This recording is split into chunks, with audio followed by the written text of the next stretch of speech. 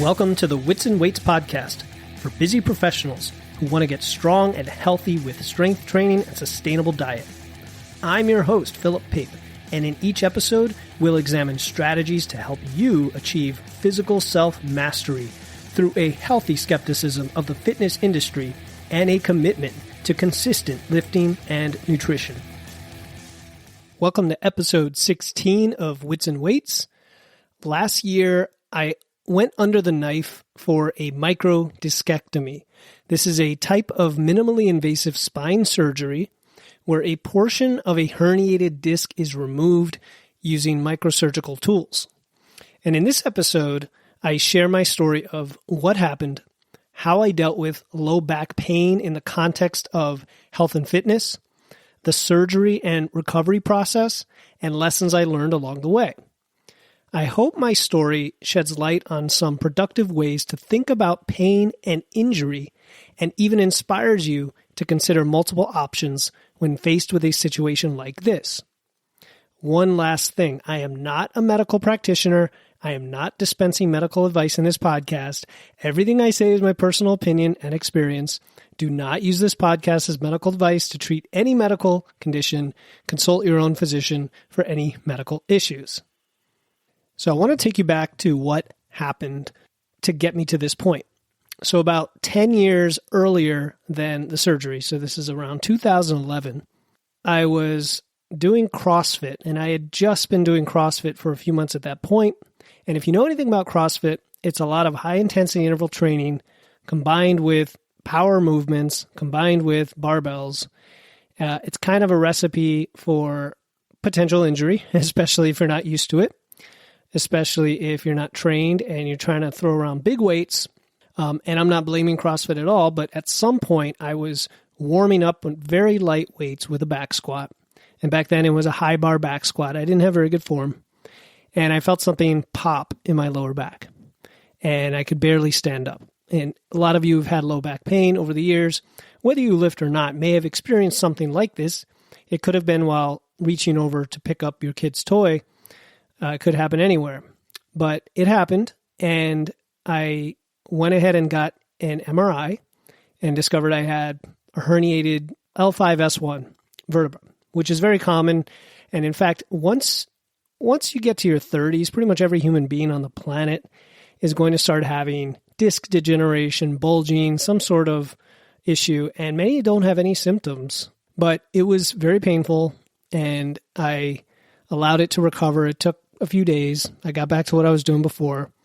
It happened again, and this time I went to see an orthopedic surgeon, I think at the time, and the recommendation was to get a steroid injection in my spine. I did that. It seemed to make the pain go away. I didn't think about it anymore, and then I moved on with my life. In the next 10 years, maybe 5 years, 7 years later, something like that, it happened again. And this time it didn't happen while I was lifting. I was just doing some everyday activity, might have been getting in the car or getting up out of my seat, and I felt it again. And this time, again, I just went about my day. I got some rest, and after a few days, it started to get better, and it went away. So fast forward to 2021.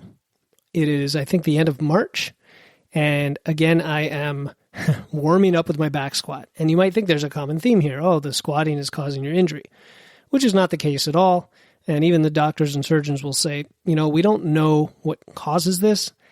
Everyone has some sort of degeneration in their spine, but for some people it just gets a little worse than others, and a particular event along the way could cause the issue. My wife and I both think maybe there was a snowboarding accident 10 years earlier that caused this, where I effectively flipped over a few times. The edge of my board smashed into my lower back. Who knows? The point is, last year, I had the pain again. It was severe. And again, it was warming up with a light weight on the back squat, and I could barely move. I had to lay down. I couldn't walk for like 2 or 3 days. This time, the pain wasn't going away as significantly, meaning I still had some pain, and it started to radiate down into my left leg. Well, if anyone's familiar with this symptom, you've heard of sciatica, the idea that something is impinging on your nerve that goes down your leg, and it results in some level of pain. And for some people, it's worse than others. And for some folks, it goes all the way down to your toes. For me, it went down to roughly my ankle, and it sort of progressed over time. But over about a 6-week period, I had this pain. Now, initially, I went to get an x-ray, nothing. Then I went to the orthopedic surgeon, and he said, okay, well, the first thing we need to do is send you to physical therapy. So I went to physical therapy and did that for about 3 or 4 weeks. I did everything to the letter, and nothing helped. And the physical therapist even said, yeah, I think you need surgery. So then finally I was cleared for an MRI. The MRI showed that the herniation that I had had over all these years had gotten so severe that it bulged out into the canal where it impinged on the nerve. So he said, all right, you need surgery. You definitely need this surgery. Now, before I get into the process of planning for and then the surgery and then the recovery, because I think there's some important lessons there for folks, especially if you're a lifter, I want to take a step back and talk a little bit about pain in general, especially for those of us who lift, those of us who exercise.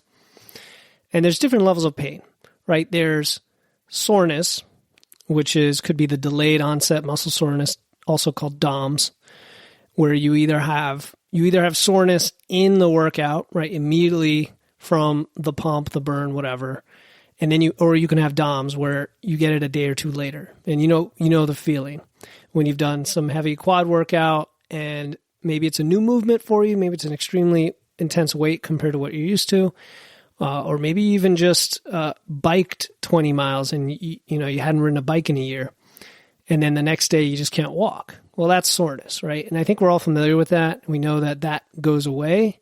Fluids and hydration, electrolytes, all that tend to help. There's all tricks that people learn over the years, but that's soreness. So let's put that aside. That's manageable pain. That's part of lifting. Get used to it. Then there's something like tendinopathy. And this is pain, swelling, inflammation in a tendon. For example, I'll give you one that affected me and affects a lot of lifters, and that is golfer's elbow. The medical term is medial epicondylitis. And this is where you get pain on the inside part of your arm, right, where the bicep attaches to the forearm.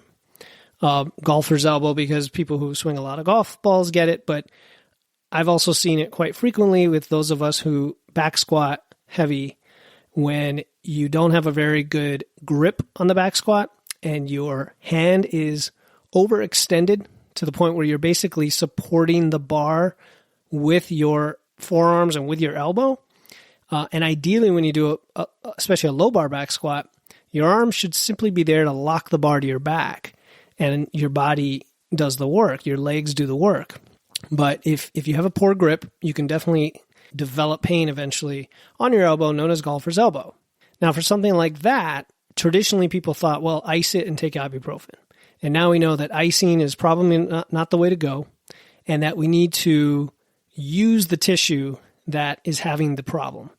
So that is kind of what your father or grandfather used to say, just walk it off. Basically, you have to move the injured area and find some sort of pain-free exercise or tolerable exercise that will accelerate the muscle repair and the generation and limit scar tissue. So going back to that example of golfer's elbow, I had it for quite a while, and I tried all these different things, stretching, scraping. I tried the ibuprofen, I tried the icing, I tried heat, and finally I came across a recommendation, I think through the starting strength community, of doing a high number of chin-ups, doing a few reps, maybe at 30% of your max. So if you could do 10 chin-ups, you go ahead and do 2 or 3, and you do it like 20 times, and then you take a break and do it again. So you do 3 sets of that.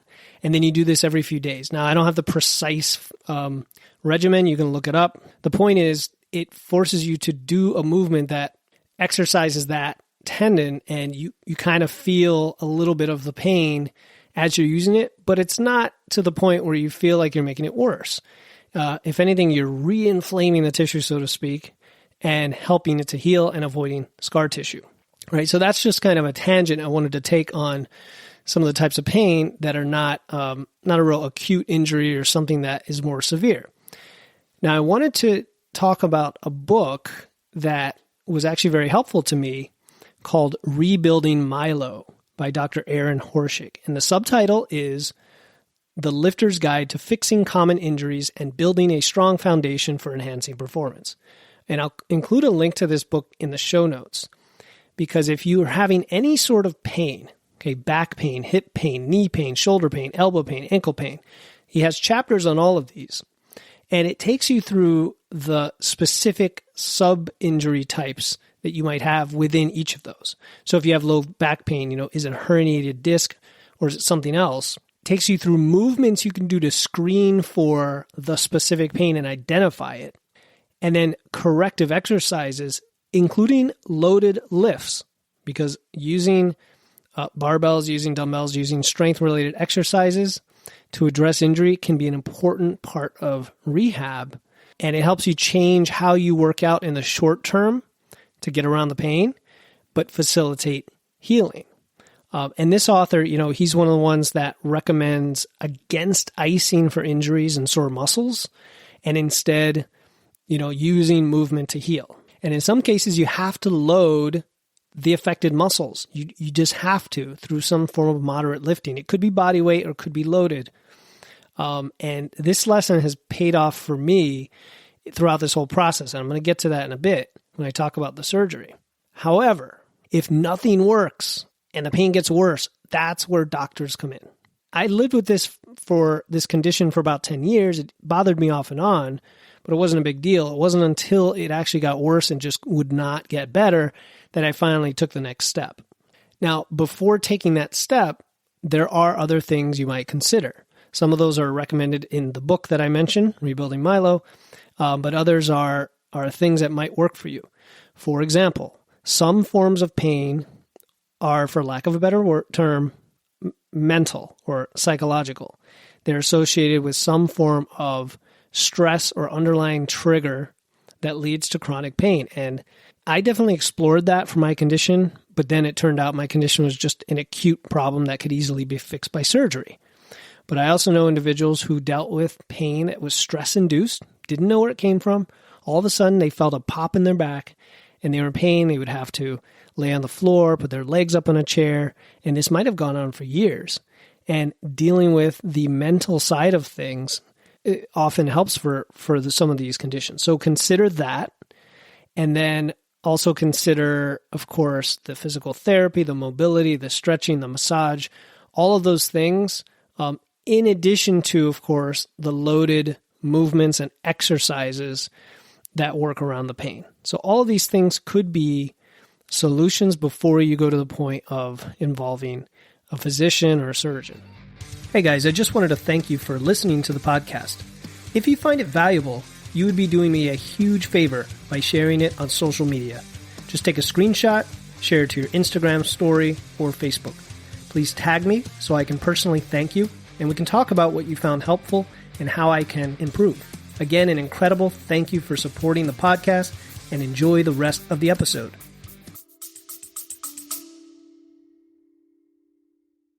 Hey listeners, this is Philip Pape, and I'm excited to announce our upcoming totally free 21-day challenge starting December 1st. It's called the Wits and Weights No Diet Holiday Body Recomp Challenge. This challenge is about learning how to achieve body recomposition.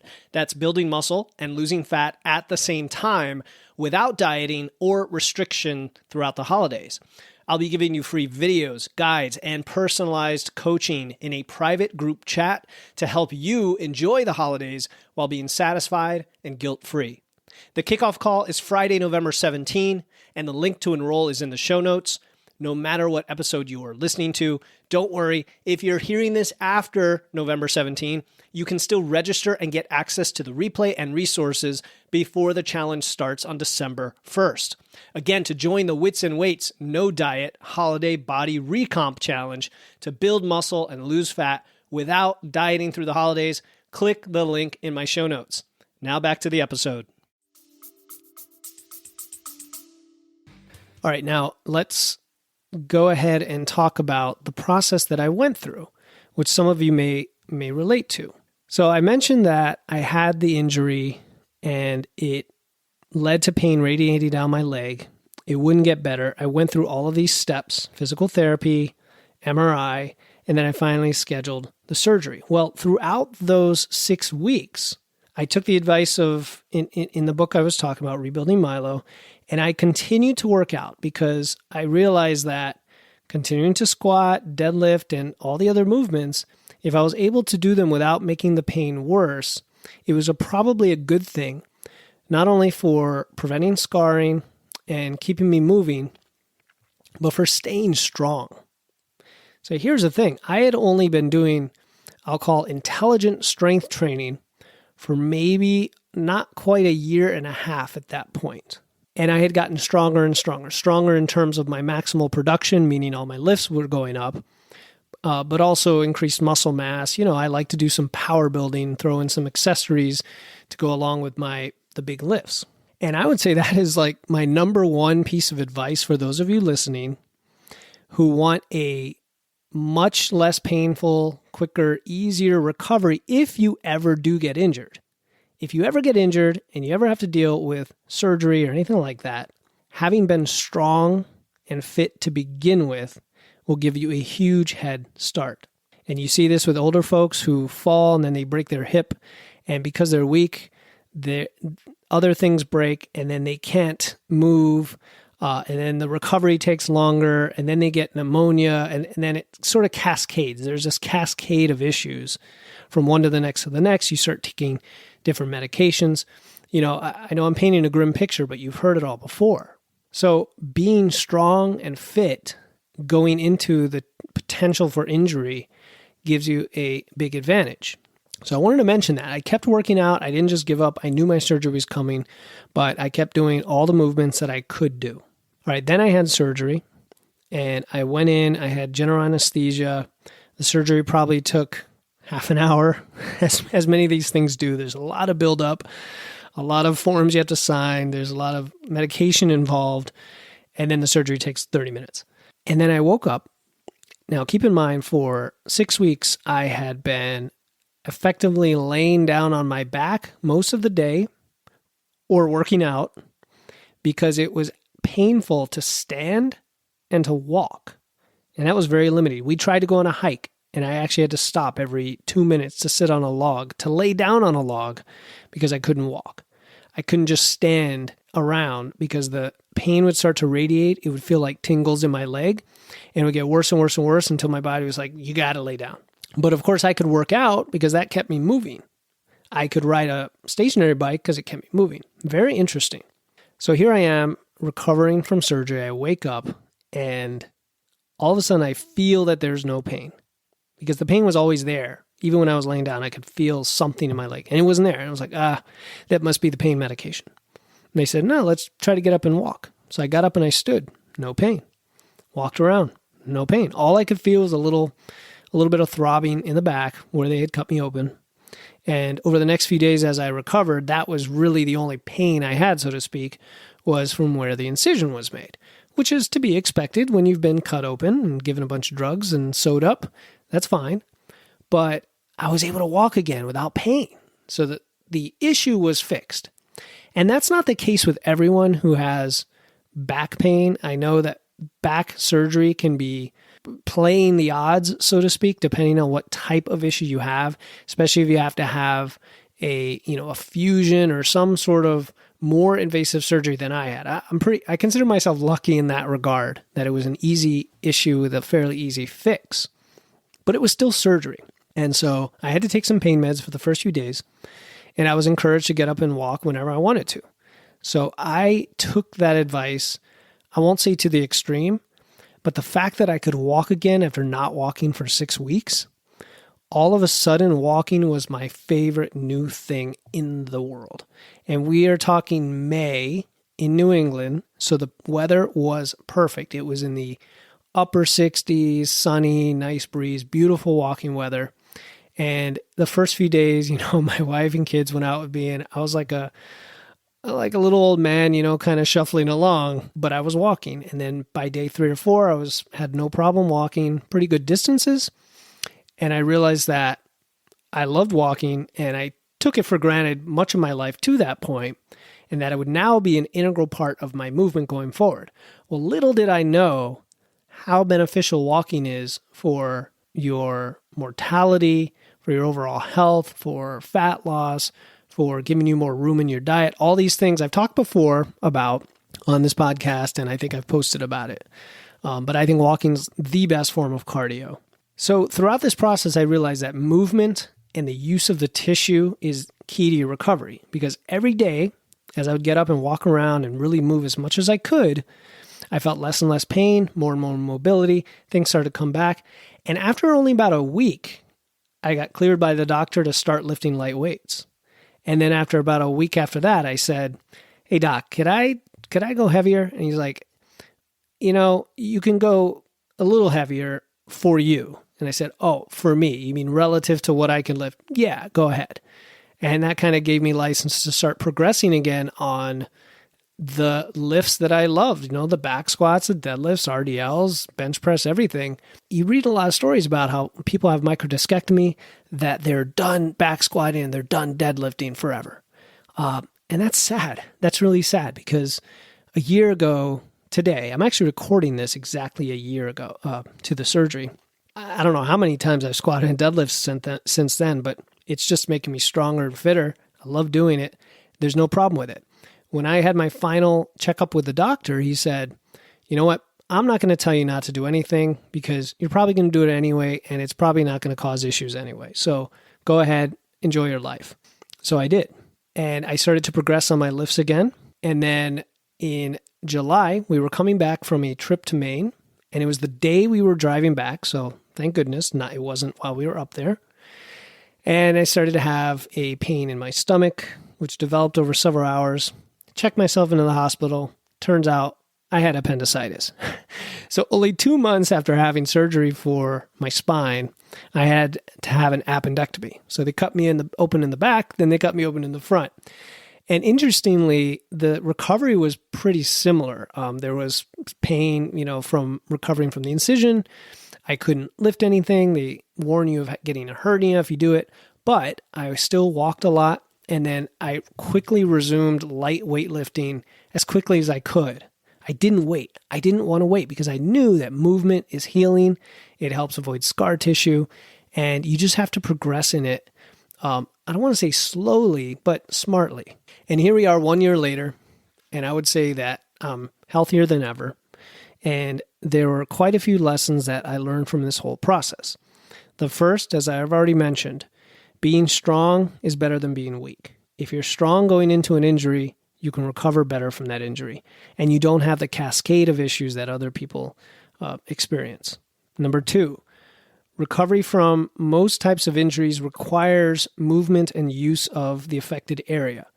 Even if you have a surgery or you have a broken bone or whatever, generally you're going to be advised to rest. And you should always follow your doctor's advice, but there are cases where you can rest too much and actually prevent the affected area from healing sufficiently. So consider all the possibilities is what I'm suggesting. Don't just take one opinion, take multiple opinions, and just realize that there are multiple options than the conventional, stay off your feet and just recover option. And then the third thing is that, at least for the injury I had, the spinal injury with the microdiscectomy, I'm not prevented from doing any particular lift just because of that. And in fact, I would argue that doing your deadlifts, your squats, your accessory movements, they all strengthen your back, and having a strong, quote unquote, bad back is preferable to having a weak, bad back. That is, your back muscles are going to support that spine. And would you rather have a weak set of muscles such that the spine is more easily susceptible to getting injured, especially the older you get? Or would you rather have strong muscles that can support your back? Because it wasn't the squatting that caused my injury, but the squatting, the deadlifting make me stronger to prevent future injury and to support myself going forward. So that's my story. I wanted to talk about injury, pain. I wanted to share the book Rebuilding Milo. It was very helpful. Talk about some different options for recovery and rehab, and encourage and inspire you to get back under the barbell, keep lifting, stay consistent. Nutrition, walking, and those things are all part of this, but loading those weights, getting stronger, developing muscle will better equip you for the future. Thank you so much for joining me today. Before you go, I do have a quick favor to ask. If you enjoy the podcast, just let me know by leaving a review in Apple Podcasts. This will help others find the podcast in search results, which makes a huge difference. Thanks again for joining me, your host, Philip Pape, in this episode of Wits and Weights. I'll see you next time, and stay strong.